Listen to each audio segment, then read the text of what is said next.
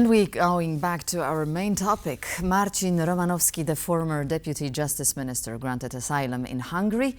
Maybe the first, but certainly not the last politician to seek political refuge in the arms of Victor Orbán. The Hungarian Prime Minister announced, not without satisfaction, that he's not going to execute the arrest warrant issued by the Polish Prosecutor's office. To discuss Victor Orbán's stance and his quite openly hostile attitude towards the Polish government, I'm joined now by Piotr Kaczyński, EU expert from the Geremek Foundation. Good evening, Piotr. Good evening. Good to have you.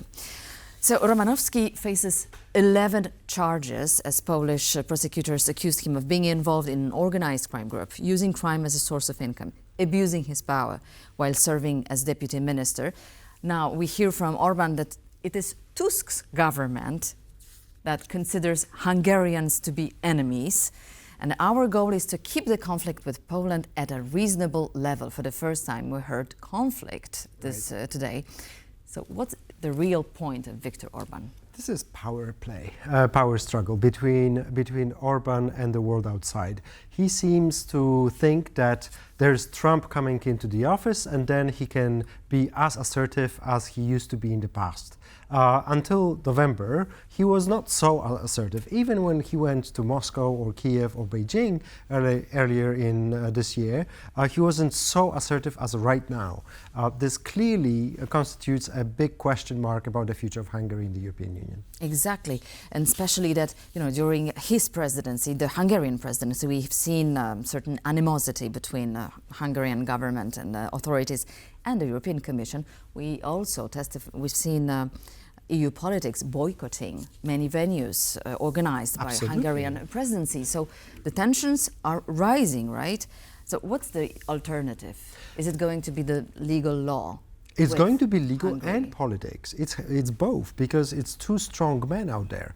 Orban is trying his strengths against a person who's the strongest politician out there in the European Council, Donald Tusk. Tusk right now, with the very weak German government that just collapsed, we have unstable situation in France. We do not know how strong Meloni truly is, because the trust towards the government in Rome is also, let's put it this way, a bit restrained. Tusk is the biggest star right now in the European Council. And look, Tusk versus Orban.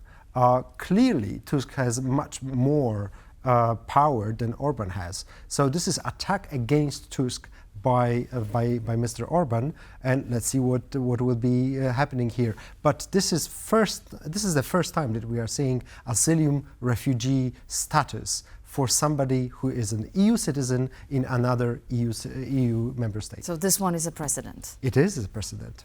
All right, so what's going to happen? Because clearly this situation doesn't help Polish presidency. Just as it starts, it faces a major burden on the political side. So who comes out weakened in this situation, Hungary or Poland, would you say? Who is weakened is definitely... So we will see who's weakened. EU is weakened by this very conflict within the family, so to speak, because Orban and Tusk should be able to deal with this situation normally. We are talking about a criminal charges against a person. If you talk about law, it should be down to the Hungarian justice system to provide an answer whether this person should be or should not be sent back to Poland, depending on whether those 11 crimes are also punishable in Hungary. Well, we just heard Victor Orbán saying that they have thoroughly examined all those criminal charges, and on basis of that, they granted this asylum. So we may just... But it's up for the judge to do this, not for the Prime Minister. So the judges have 40 days. Can you imagine, possibly, that the Hungarian judges will somehow find themselves strong enough to oppose Victor Orbán, saying that it's not the first case there are going to be numerous next ones? Yes and no, because it is over 1 month, and 1 month in politics is a lot of time. So we'll see. There's 20 January in between, and we'll see how independent the Hungarian judiciary truly is. I'm not going to say yes or no. This is an EU member state. It's a serious member state. There's a big investments going on into Hungary. It's not that people are not considering Hungary a democratic state. After all, it has autocratic tendencies, but it doesn't mean that it's not Russia, for example, where Putin controls clearly everything. Here, Hungary, let's wait and see what's going to happen. Mr. Orbán is a strong man in Budapest, but whether he will deliver truly independent judgment by a judge in this country? Open question. To be seen. All right. Now, we've heard Polish officials saying that they're going to take this case to the European Court of Justice, so it will basically take a lot of time, far more than the Polish presidency, as we can imagine. But how this case will affect the situation in the European Union, in Europe?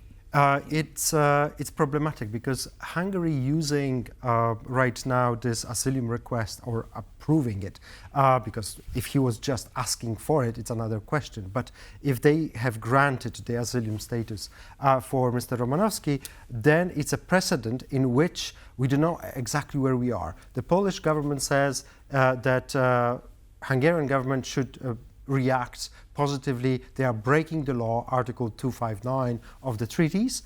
According to my judgment, they are breaking even more. They are breaking the being a loyal partner with other member states. And this is what was this is a problem when UK was leaving the EU, the loyal partnership with other countries in the European Union. So would that be maybe an argument for Hungary exit? I wouldn't call it a Hungarian exit, but we are much closer today to using the tools that are there in the treaties, especially as regards the Article 7 of the EU treaties, which talk about suspension of certain rights of a certain country, and in this case, Hungary. There were 2 cases like this launched in recent years against Poland and Hungary. Against Poland has been terminated, and the one against Hungary has been on hold because you need a unity of 26 others. But now such an anti-Polish statement that Orban did, I believe there's more countries that were somewhere sitting on the line between Hungary and the rest of the club right now are moving towards the Polish camp rather than a Hungarian one, including the Slovak one. So that would strengthen the Polish position. We've seen also many situations in the Council of European Union, especially the foreign one, where basically Hungary alongside Slovakia are blocking important measures. So do you imagine that this somehow can be also altered?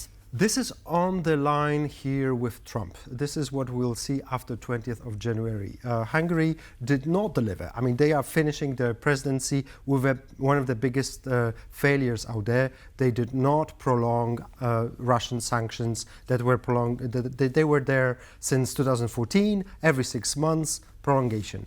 December 2024, no prolongation. So this is a big failure for Hungary. But Orban has said that quite publicly, all depends on what Mr. Trump will do.